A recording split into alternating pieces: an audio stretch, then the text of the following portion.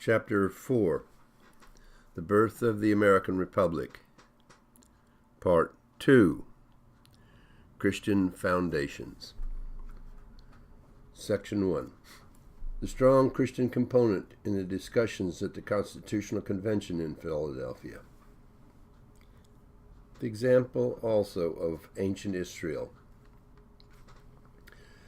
The framers were also aware of another example of an ancient people who had tried to be self-ruling, similar to what the Americans were trying to do. These constitutional framers were quite well read up on the Bible and were very well aware of the sad record of the ancient Israelites in their efforts to stay a strong yet free people.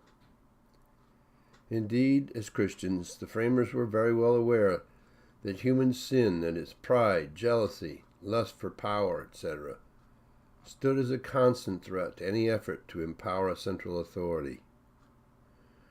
For generations, God alone was ancient Israel's sovereign. The Israelites had called on him time and again to protect and preserve them against their enemies, foreign and domestic. But their loyalties to God were most unsteady. Finally, at one point, the people called out to their spiritual leader Samuel, "Give us a king." They felt that they could be more successful as a people if they were more like the other nations around them, ruled not by some invisible God, but by a very visible, very politically impressive king. But through the counsel of Samuel, Israel was warned by God himself that their effort to have a government like other nations would be their downfall. But they wanted a king to rule over them nonetheless. And so God gave them a king. But, as Samuel had predicted, in this move away from God, the Israelites soon fell under the political tyranny of their kings. The kings took away the Israelites' liberties and amassed considerable wealth and power of their own at the expense of the people. The Protestant component.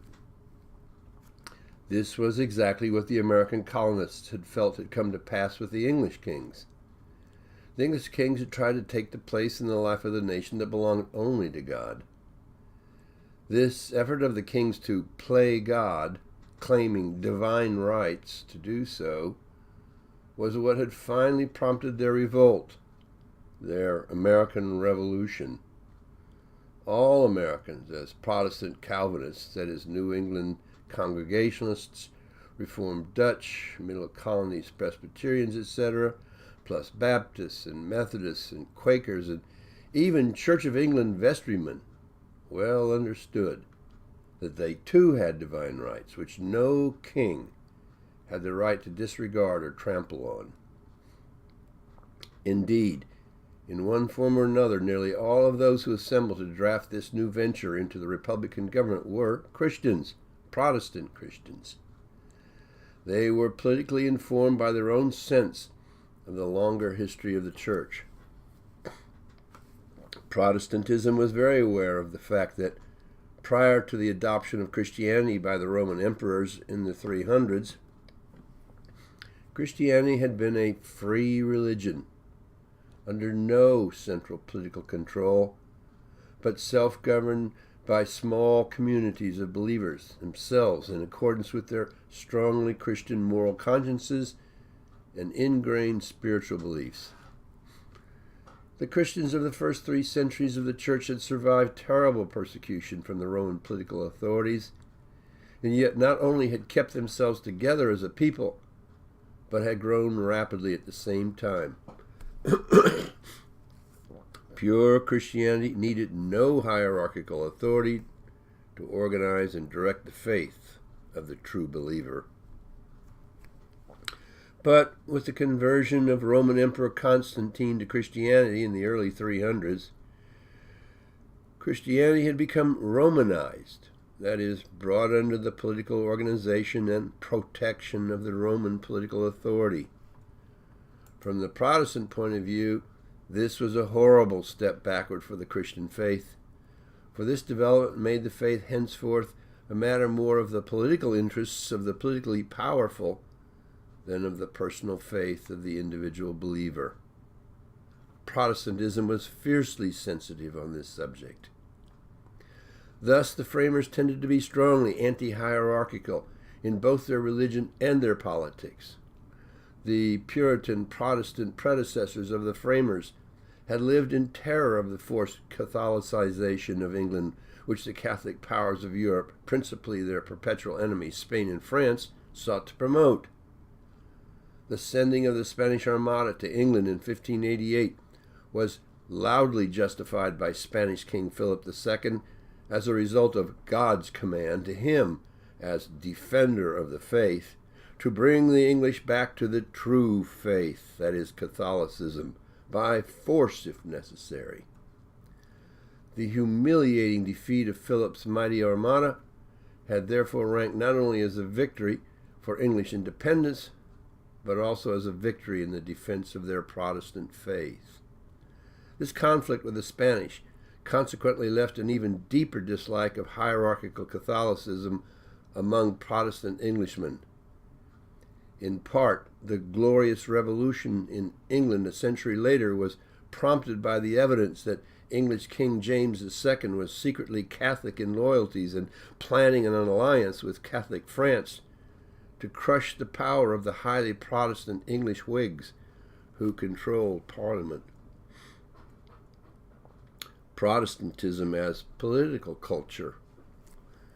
Thus, the Protestant faith of the English colonists was a matter of great political, economic, and social importance to them. Their personal freedom and their religious faith were to them inseparable items. As Protestants, they chose their own pastors, elected their own elders and deacons to manage their local congregations, read and interpreted their Bible readings on their own without a priest performing that function for them, and came to their own opinions on theological matters themselves as a matter of their basic rights. This was a matter of great personal distinction to them. Indeed, not only was the idea of having their lands to the west put under Catholic hierarchical authority that reached to Rome, but also the idea, which was being discussed openly by King George III, of putting the English colonies under the authority of the Anglican bishops, which the king himself, of course, personally supervised, had been one of the underlying reasons they finally declared their independence from the English king in 1776. Their Protestant faith registers itself not only in terms of the things they opposed, namely hierarchically controlled religion, but the things they aspired to. Their Republican instincts were shaped strongly by the way their churches operated. Their church officers were elected by the congregation on a regular basis, and, at least the very strong Presbyterian component among them, they even developed regional representative government in the form of their synods, that is, senates, attended by pastoral and lay representatives. Ultimately, community life, both religious and civil, long established habit, was to their understanding always governed from the ground up, not the top down. They strongly conceived of government as being collegial rather than hierarchical. Generations of them have lived and died for this principle. They would have it no other way. God as the ultimate guarantor of the success of America's new republic. Indeed, the constitutional framers who gathered in Philadelphia in 1787 saw themselves and their challenge very much operating within the context of God's will.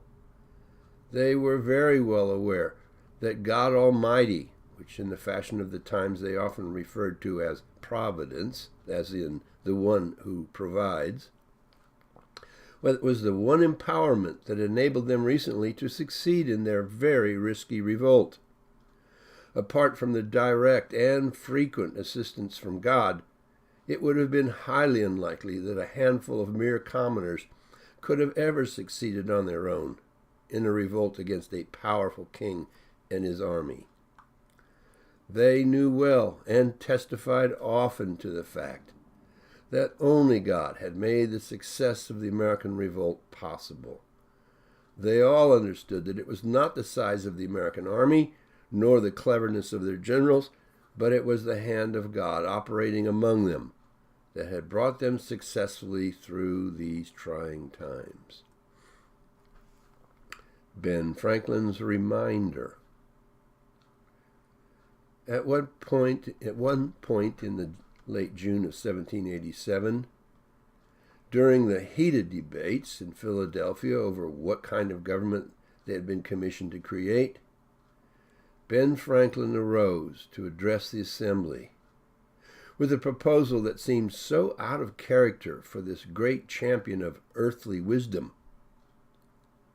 He proposed that the group should start each of its daily deliberations in prayer.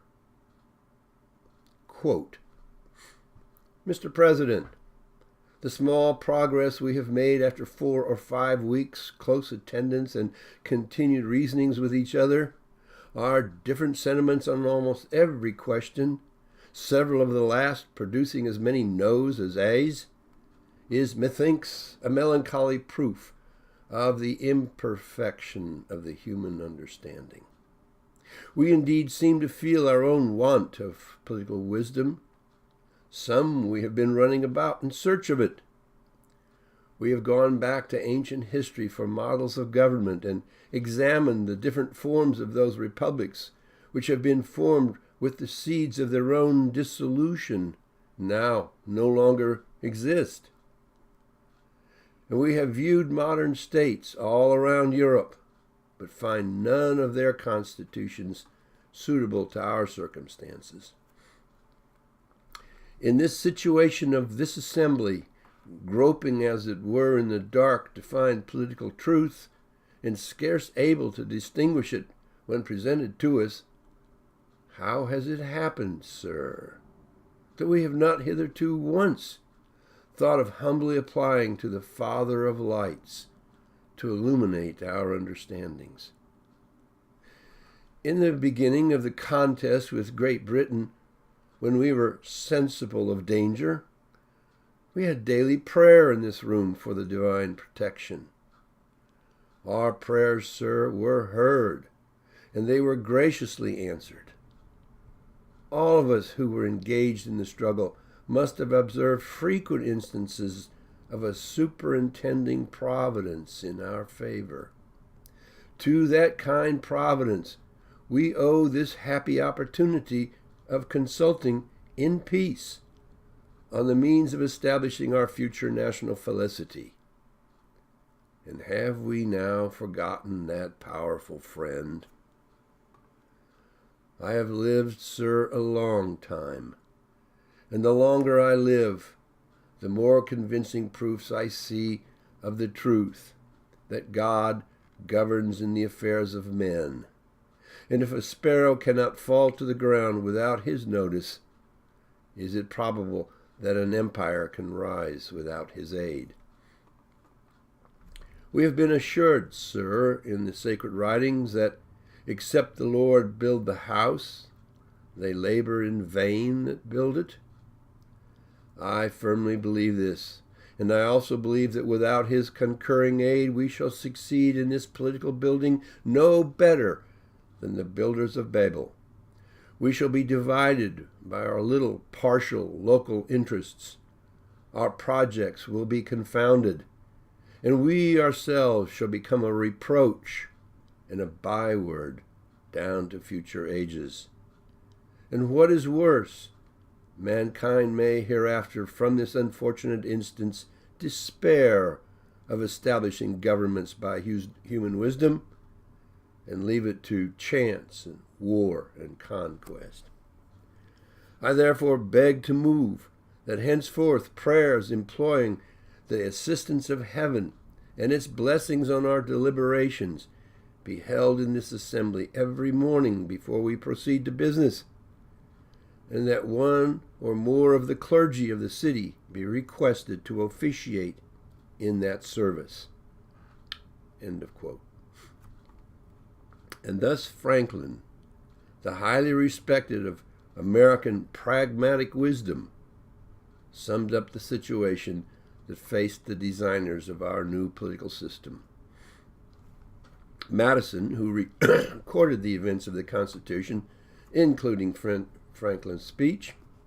Footnote, Thursday, June 28th, notes of debates in the Federal Convention of 1787, end of footnote, noted that the motion was seconded by Roger Sherman, but met by a concern, voiced by Alexander Hamilton, that in taking up this policy at this late date in the process, people would interpret this resolution as merely the result of the embarrassments and dissensions among the delegates, which was indeed the case. Randolph of Virginia then came to the support of the Franklin proposal with a motion of his own, specifying how this resolution was to be enacted. But the business of the day ended without any vote on Randolph's motion. We cannot state that the Constitutional Convention at this point then turned itself into a gathering of some kind of saintly religious synod, but clearly all present understood the significance of what Franklin had just brought to their attention. In the end, what would guarantee the wisdom and durability of this constitutional enterprise rested ultimately not on the flawed and contentious wisdom of man, but instead on the mercies of the God that provides for his people, especially in guiding their thoughts and actions. Furthermore, the matter at hand was not just one of providing the 13 states with some kind of political formula for cooperation, but was, as it had always been, that of building a test society, a demonstration model founded specially to give hope to all mankind that a people's government was not only possible, but was also able to stand strong against forces that would like to return the little people, the commoners of the earth, back under the domination of the high and mighty. Thus, there could be no failure in this important enterprise. The framers understood the dangers of building only on human logic. All present knew well the biblical story of the fall of Adam and Eve from God's paradise.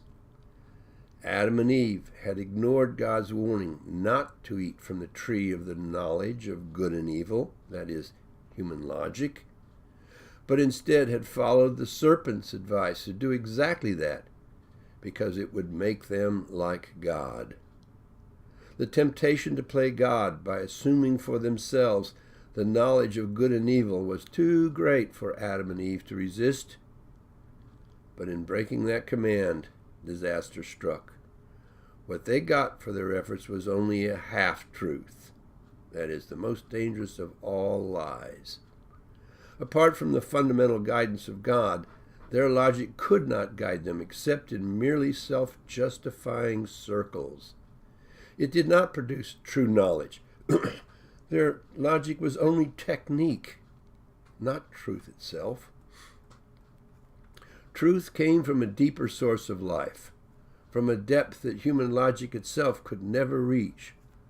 Only a close, fully trusting relationship with the author of life and life's basic truths as God ordained them offered true knowledge. But by their disobedience, by their questing for knowledge apart from God, Adam and Eve had ruptured that vital relationship. They were on their own with their own sophistication, as in the sophistication of the sophists of ancient Athens. But this sophistication not only made them all the more aware of life's shortcomings and ultimately its end in death, oh, not a pretty picture. The framers understood very well the moral of the story. Human logic was not the answer to life's challenges.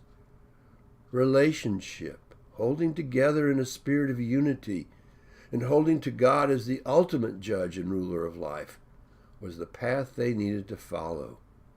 The better way would come if they were willing to submit their particular self-interests and the moral and tactical logic man used in defense of those self-interests, in support of the greater bond that held them together as Americans under God. What they ultimately formulated as their new American government was a rather simple alliance system, that encouraged them to work together without according too many powers to the system itself. This new federal system was their response to the challenge. Even then, they knew that this system would work only if man's hunger for power, as in Adam and Eve's desire to play God, was held in check. A deep respect for and even fear of God among the people was the only way they felt that things might stay on course as they faced the many challenges ahead of them. This was a component missing in the logical systems of the philosophers, ancient and modern. It was not missing in the thinking of the framers of the Constitution. In fact, it held a central or foundational place in their understanding of things. And I quote, George Washington, 1796, had this to say: "Of all the dispositions and habits which lead to political prosperity, religion and morality are indispensable supports. And let us with caution indulge the supposition that morality can be maintained without religion. Reason and experience both forbid us to expect that national morality can prevail in exclusion of religious principle." John Adams in 1798 himself also added to that, "We have no government armed with power, capable of contending with human passions, unbridled by morality and religion. Avarice, ambition, revenge, or gallantry would break the strongest cords of our Constitution as a whale going through a net. Our Constitution was made only for a moral and religious people. It is wholly inadequate to the government of any other." And James Madison, a quarter of a century later, 1825, would reflect, "The belief in a God, all-powerful, wise, and good, is so essential to the moral order of the world and to the happiness of man that arguments which enforce it cannot be drawn from too many sources, nor adapted with too much solicitude to the different characters and capacities to be impressed with it." Comparing the Christian American and secular French efforts at republic building in the late 1700s. Contrast the American approach to self-government in 1787 with the French Revolution, which broke out 2 years later in 1789, just as the American Constitution went into effect. The French were led simply by their belief in the power of human logic, especially their own logic, that is, the logic of their political leaders, which they supposed would produce a platonically perfect French republic. God played no part in the plans of the French reformers. Indeed, their mood was generally hostile to the idea of God, whom they frequently mocked, for they understood liberty as freedom from religion. They viewed religion, the Christian faith in particular, as the key component of the very old order that they were bent on overthrowing. They were determined to be ruled not by God, but by man's basic ability to do the right thing, the logical thing. But when finally, with the eruption of the French Revolution in 1789, given the chance to put their philosophy to practice, the French revolutionaries could not agree among themselves as to what exactly constituted the right thing, the logical thing. One man's logic was not another man's logic. Soon they fell from their idealism into mutually hostile intellectual camps, and then proceeded to bring each other to slaughter under the French guillotine, the so-called Reign of Terror of 1792 to 1794. Ultimately, their attempt to found their new system on the belief in the great powers of human logic, that such logic provided the assurance that the system would work harmoniously, resulted only in disaster. So their experiment in Republican democracy proved ultimately to be no more successful in producing utopia than the ancient Athenian democracy when it came under the ideological domination of the Sophists. Finally, The dictatorship of Napoleon, 1799 to 1815, brought the French under some kind of political order. It took a new form of tyranny to rescue them from the tyranny of unrestrained human self-interest and the logic used to justify such self-interest. So much for human logic and the idealistic belief that man's logic opened the way to some kind of absolute truth and goodness.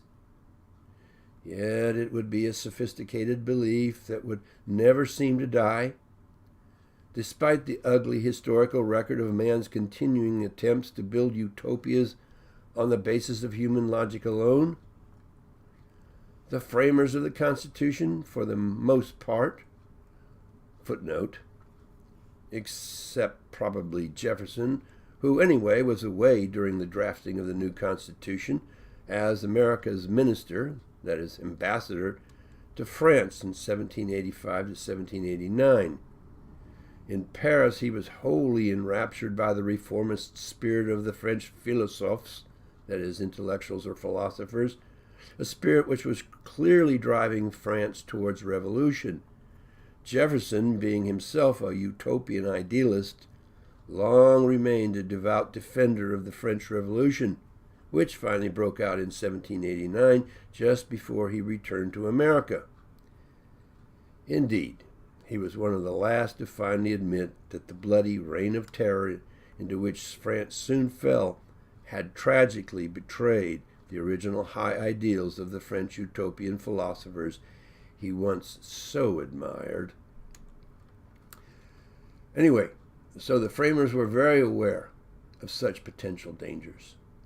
Thus the American Revolution they presided over, suspicious of unrestrained human behavior and thus cautiously minimalist in its utopian efforts, succeeded awesomely in creating a viable republic where the French effort failed miserably.